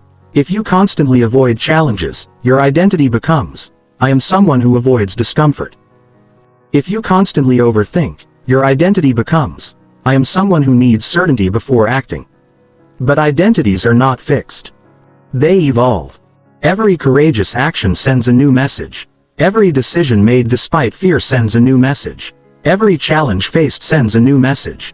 The message is, "I am someone who can handle uncertainty." Over time, identity changes. And behavior follows. The trust loop. Just as overthinking creates a negative cycle, self-trust creates a positive one. Action creates experience. Experience creates evidence. Evidence creates trust. Trust reduces fear. Reduced fear encourages more action. And the cycle continues. The more you trust yourself, the less you need endless analysis. Because you stop relying on certainty. You start relying on yourself. Why recovery matters more than avoidance: most people focus on avoiding mistakes. The strongest people focus on recovering from mistakes. This is a crucial difference. Life guarantees setbacks, disappointment, failure, unexpected challenges. Avoidance cannot eliminate these experiences. Resilience can handle them. When you trust your ability to recover, fear loses much of its influence. Because mistakes stop looking like disasters. They become experiences, lessons, temporary events, not permanent definitions. The moment everything changes, the turning point arrives when you stop asking, "How do I guarantee success?" and start asking, "How do I become the kind of person who can handle whatever happens?" This question transforms the mind. Because it shifts attention away from outcomes, and toward character. Away from certainty, and toward resilience. Away from control, and toward trust. Becoming your own safe place. Many people search for safety in circumstances. Money, success, relationships, predictability. But circumstances change. True security comes from becoming your own safe place. Knowing that regardless of what happens, you will respond, adapt, learn, recover, continue. This is the deepest form of confidence. And it cannot be taken away by external events. Because it comes from within. The quiet power of self-trust. Self-trust does not announce itself loudly. It is not dramatic. It does not eliminate fear entirely. Instead, it creates a quiet strength. A calm belief that says, "I may not know exactly what will happen. I may not have all the answers.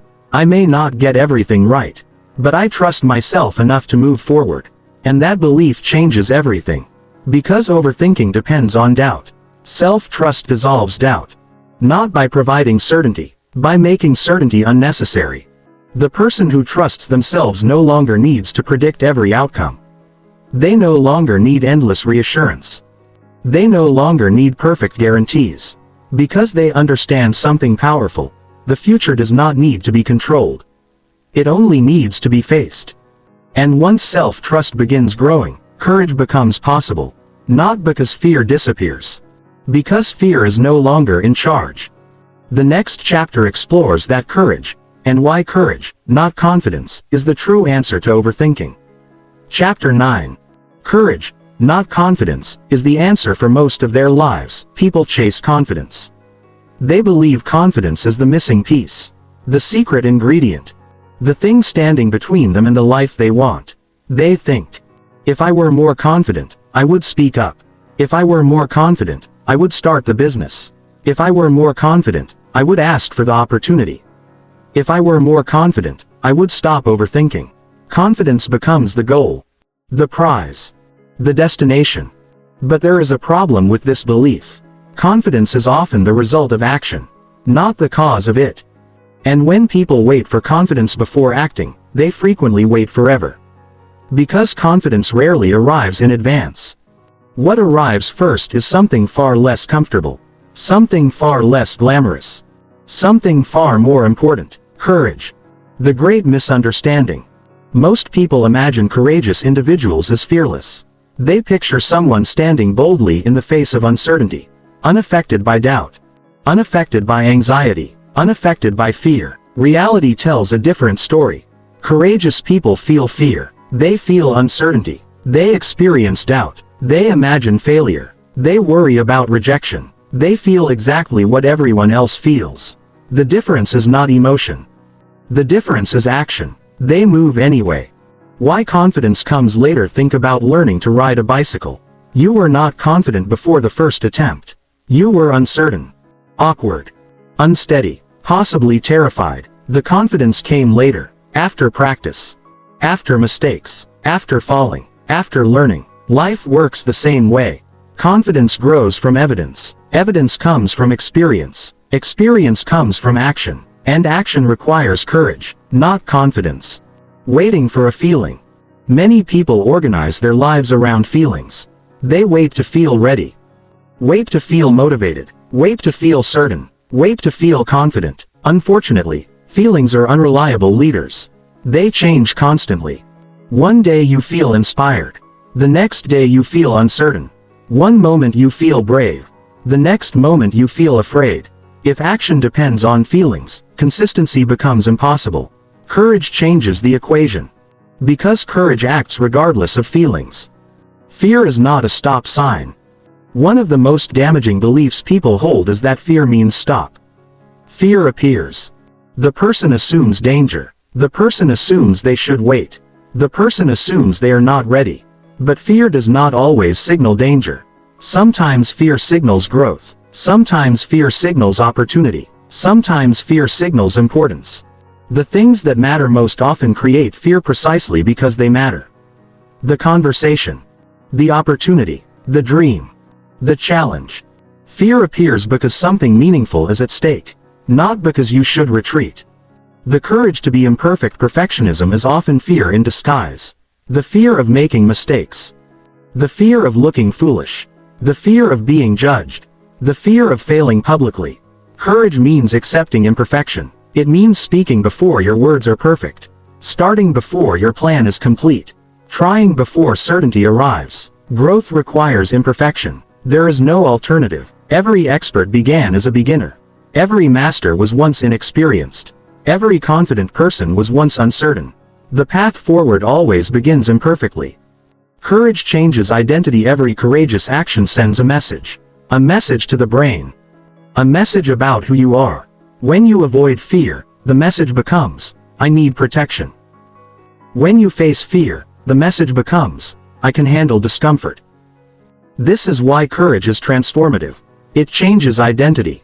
One brave decision may seem small, but repeated courageous actions create a completely different self-image. Eventually the person no longer sees themselves as fragile. They begin seeing themselves as capable. The fear of failure. Revisited failure terrifies many people, not because failure itself is unbearable, because of what they think failure means. They think failure means, I'm not good enough. I'm not capable. I should have known better. But failure does not mean these things. Failure means you attempted something difficult. Failure means you entered reality.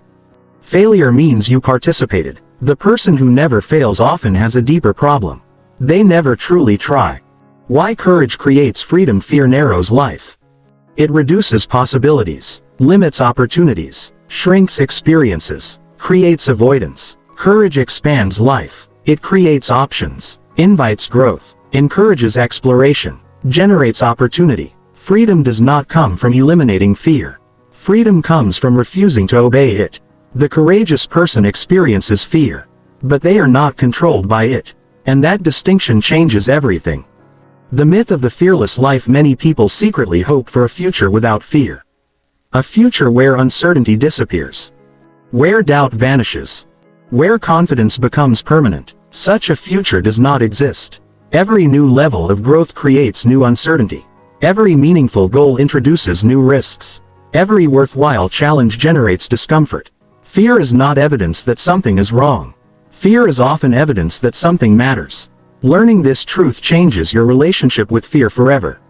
Courage in small moments. People often imagine courage as something dramatic. Standing on a stage, starting a company, making a major life change. But courage usually appears in smaller moments. Sending the message, making the call, expressing the opinion, taking the first step, having the difficult conversation, trying again after disappointment. These small acts rarely attract attention, yet they shape the future. Because lives change through repeated acts of courage, not isolated moments of heroism. The decision that separates people. At some point, every person faces the same choice. Follow fear, or follow values. Follow comfort, or follow growth. Follow certainty, or follow possibility. This decision appears again and again throughout life. The people who consistently choose courage create extraordinary lives.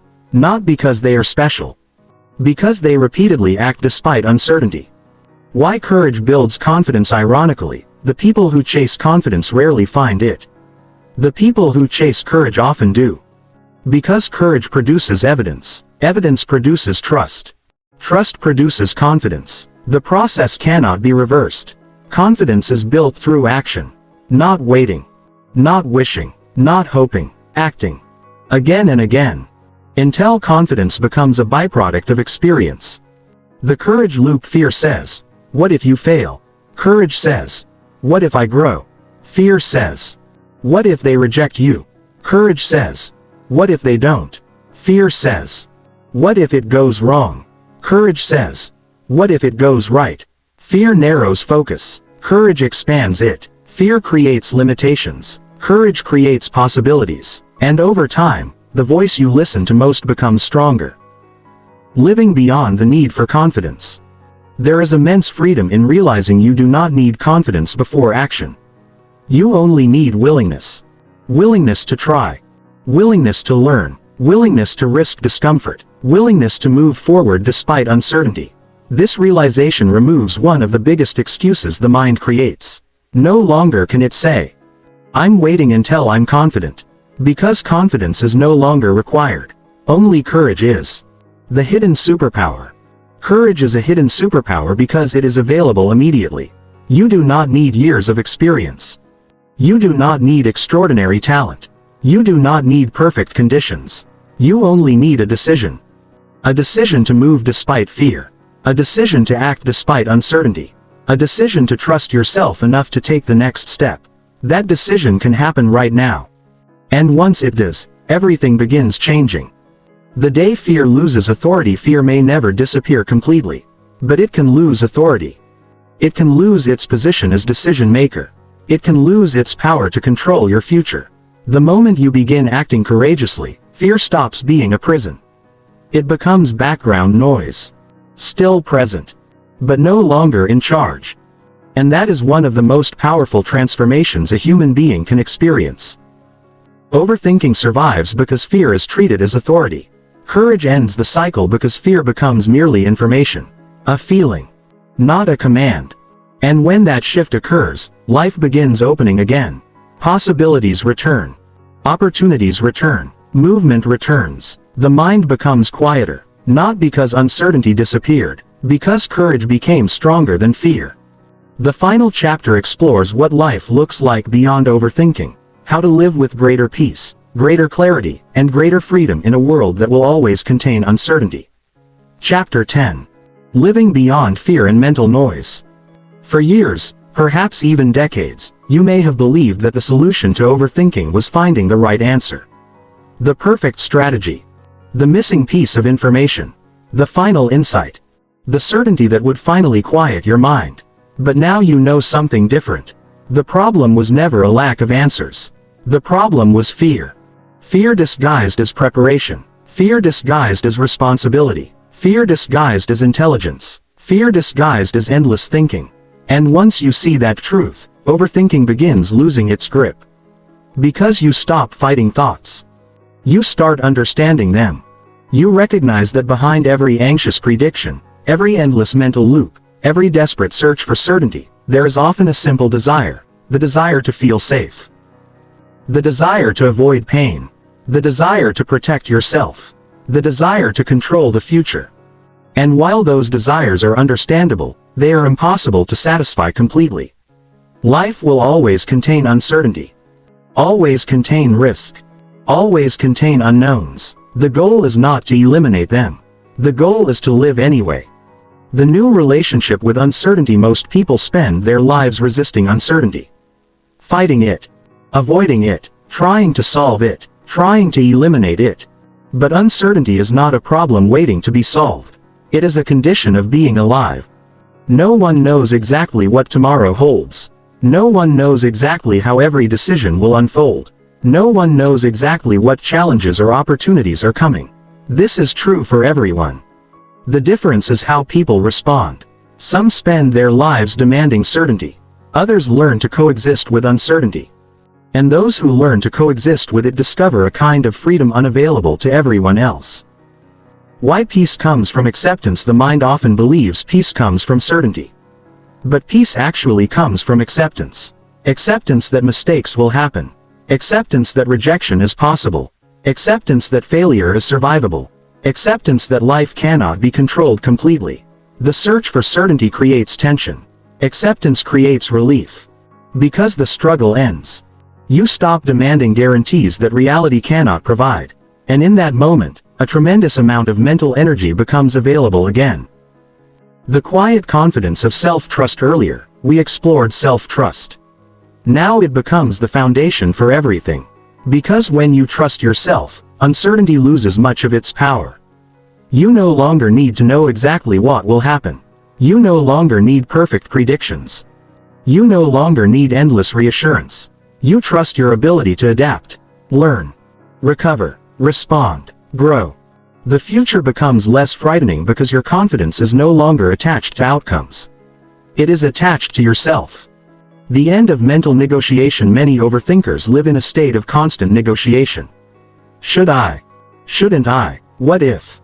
What if not? Maybe later. Maybe tomorrow. Maybe after more preparation. The mind becomes a courtroom. Every decision becomes a debate. Every opportunity becomes a trial. This creates exhaustion. Living beyond overthinking means ending the endless negotiation. It means making decisions. Taking action. Accepting uncertainty. And moving forward. Not because you know everything. Because you know enough. Presence instead of prediction. Overthinking pulls attention into the future. What might happen? What could happen? What should happen?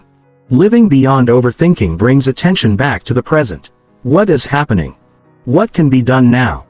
What matters today? The present is where life actually exists. The future exists mostly in imagination. And imagination is where anxiety often thrives. The more present you become, the less fuel anxiety has available. The life that fear tried to prevent.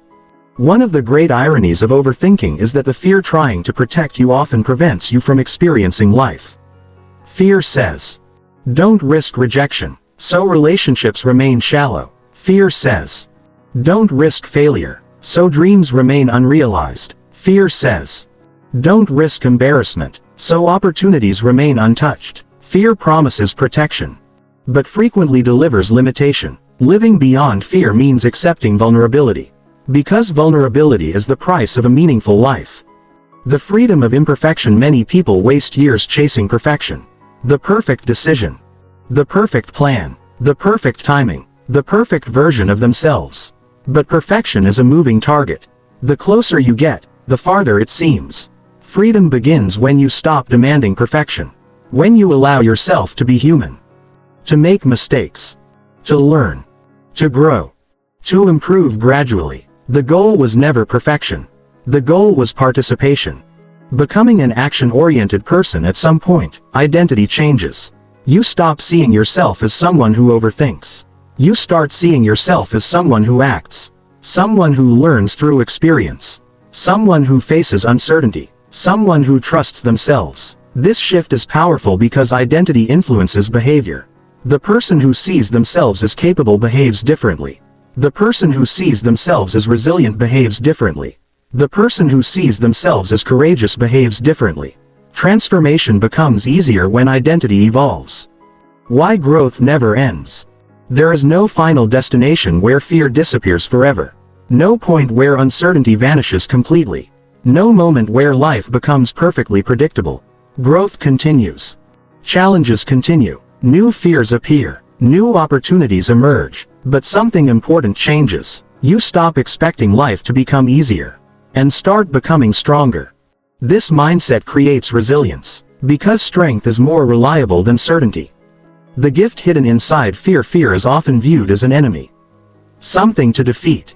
Something to eliminate. Something to avoid. But fear also contains information. Fear points toward what matters. Fear reveals areas of growth. Fear highlights opportunities for courage. The goal is not to destroy fear. The goal is to listen without obeying. To acknowledge fear without surrendering to it. To feel fear without allowing it to make decisions. That is maturity. That is freedom.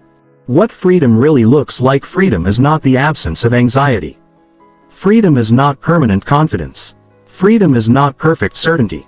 Freedom is the ability to move despite uncertainty. To act despite doubt. To choose despite fear. To live despite risk. Freedom is not found in controlling life.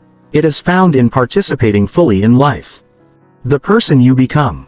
The greatest benefit of overcoming overthinking is not better decisions. Not lower anxiety.